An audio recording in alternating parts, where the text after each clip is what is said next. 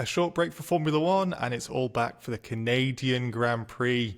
GPblog are all ready to talk everything from Montreal. We've got Tim Kraaij here to go through the preview for the weekend. It's Thursday, we've got the media sessions, and so much to talk about after that triple header. Canada is the site of Lewis Hamilton's first win, and we're going into Canada, Tim, with some news or some rumours from Hamilton and Ferrari about the dream team, as people were billing it before the season, with Fred Vasseur and Lewis Hamilton rejoining after their successful time in GP2, and things not looking so rosy from the Italian media at the moment for Fred's leadership of the Scuderia. Yeah, I think the Italian media had enough. I think that was the main storyline of this whole Thursday. Even before we started with the media day in Canada, it was all Ferrari, and mainly the talking point was Fred Vasseur. There was even already an announcement, or at least that there was some rumor about the possible replacement of Vasseur. So a lot of talk as well from Charles Leclerc.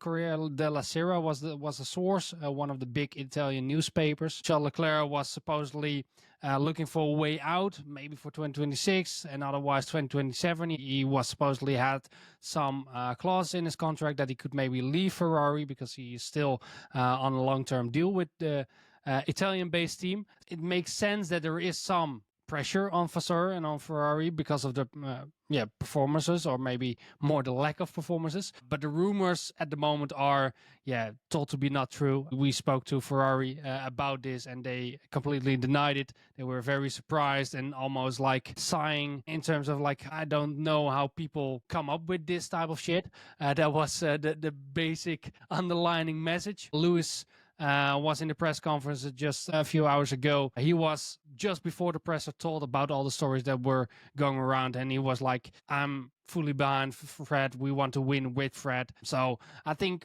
there is not much there at the moment, but it makes sense from the Italian media perspective that there is some pressure coming onto Vasseur and also Ferrari in general. Surely it wouldn't make any sense for Ferrari to go and switch the leadership when we've got 2026 around the corner, and that is going to be the peak time to get your car prepared, with everybody wanting to be going in the same direction. So do you think there's actually any substance behind this yourself? Yeah, well, I've written a piece for GPblog.com, so go over there and read my piece there and all the other good stuff that we have over there. But I did a bigger analysis on why the Italian media is now suddenly coming and putting this pressure on Vasseur, because indeed it doesn't really make sense with 2026 almost up for grabs, that they're already building those cars, those engines. Binotto was released by Ferrari because of missing the championship in 2022 after they had a big chance in 2021 to really produce the car for 2022 for the new racks,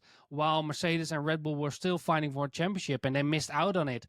Binotto was sacked after a year where they finished second in the championship, which showed what the bar is at Ferrari. And I'm a big fan of Fred and how he's coping with everything. But you have to say that in terms of strategy woes that Ferrari were and still are known for, are still there. He hasn't really solved that. The technical team hasn't really improved. There haven't been many signings, not of a big name. It seems to be a little bit hard to get people in the team. Same for the race engineer position, of course. There were rumors from the Daily Mail that they wanted to have the race engineer from Lewis Hamilton out of the team, but they couldn't find a replacement. So it gives a lot of things that it doesn't seem to improve. We'll find out, of course, if this all comes out. But let's focus on the Canadian race now. It's Lance Stroll's home race. And, well, almost surprisingly, we got very late news that he's actually going to make it to the race. There's a lot of rumours that he might not, and speculation who might replace him. But what is the situation with Lance Stroll these past couple of weeks? Yeah, a lot of stories going around, of course, after the Spanish Grand Prix on how he injured his wrist.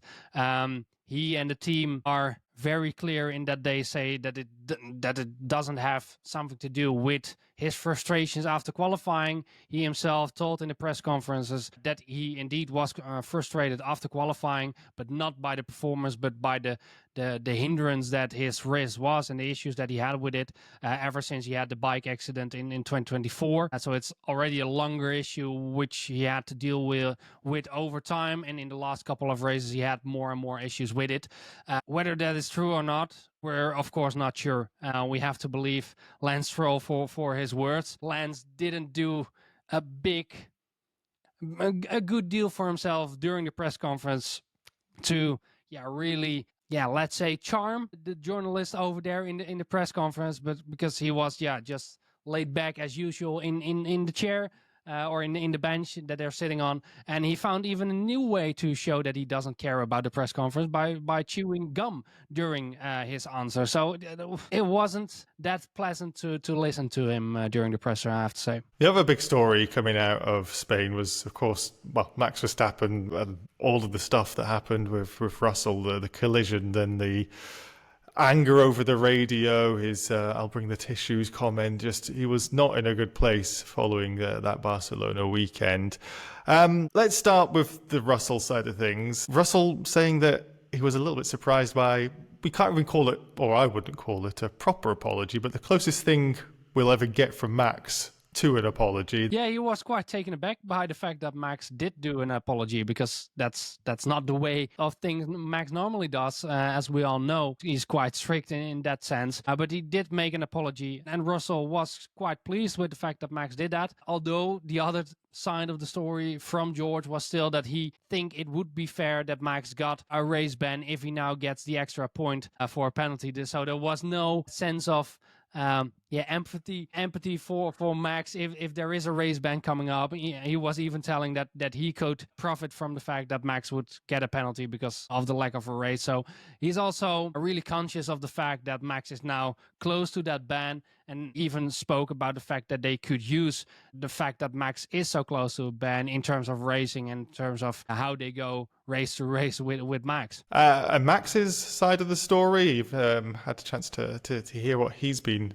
saying as well. And I know GPblog have very good connections with the Red Bull camp. What's Max's side of all this? Yeah, I think it's quite realistic. It was some sort of the same lines, where he looked back at the race, thought about it, and came to the conclusion that he was in the wrong over there, and that it was all an a sum up of all the things that happened before, and especially the fact that the team ordered him to give the place back to George, where he in the cockpit was very sure that he didn't need to give the place back. And looking back at those it was quite clear that he didn't have to give the place back, something that even the stewards after the race gave in their statement. So I think that was where the most of the frustration for Max was. 1 year ago, at the same point in time, we thought Max would win the championship in 2024 and 2025 because the gap was so big compared to the others. So I think it's all a sum up of the frustration of the fact that they've been able to throw that big advantage that they had all away, and now struggling to even get back on the podium sometimes. Yeah, the rumours about Max's future continue to circle in the F1 paddock. Now, of course, this race ban has led to Arvid Lindblad, one of the F2 drivers, being in the position to possibly get his super license early because he's a bit too young. But let's talk about the other race seat. I don't know if you want to call it the cursed seat, but Perez, the Lawson, and now the Tsunoda seat. One of the Red Bull camp saying that that's not a seat that they want to get. No, interesting question, of course, to Isack Hadjar today in Canada and Montreal is, do you even want that seat alongside Max Verstappen? Because he is now really hyped up within Red Bull, Isack Hadjar, because of the great performances that he has shown this season. But Isack was quite clear on that. And I think this is a very mature response from him to not want that seat alongside Max at the moment. He was quite fake on terms of if he has the choice, because all of those drivers, excluding Max, are interchangeable. So I don't think Isack has anything to say about it, but he was quite clear that he's happy to finish the season with Racing Bulls to just gain more experience, to learn everything there is about F1 before making a step up to Red Bull Racing, because he said Liam and Yuki showing that they're not horrible drivers, but they're showing how tough the job is there at Red Bull Racing. So give me some time and then I'll make the step, because he was clear on the fact that he wants to move eventually to Red Bull Racing, which is a normal procedure, of course, for Red Bull junior talent, but maybe not right now. He's honestly been one of the standout drivers of the season from the rookies, and the big surprise for me. So let's stick there for now, Hadjar, and continue to surprise us all. And we're going to see how he and the other 19 drivers do over the weekend. You're going to have cars on track tomorrow for FP1, FP2 and see if there's been any shake-up after the triple header. Tim, you'll be joining us again to go through everything after FP2. Thank you for everything so far, and thank you everybody else for watching.